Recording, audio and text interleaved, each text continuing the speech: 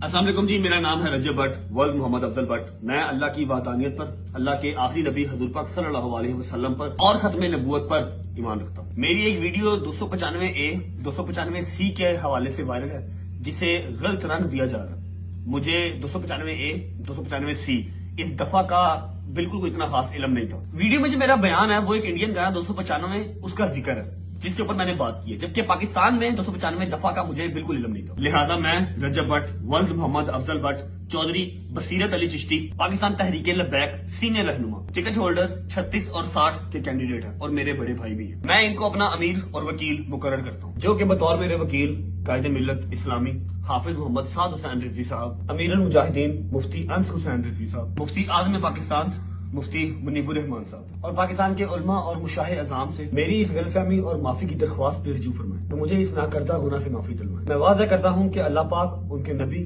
صحابہ کرام اور اہل بیت سے دل سے محبت کرتا ہوں۔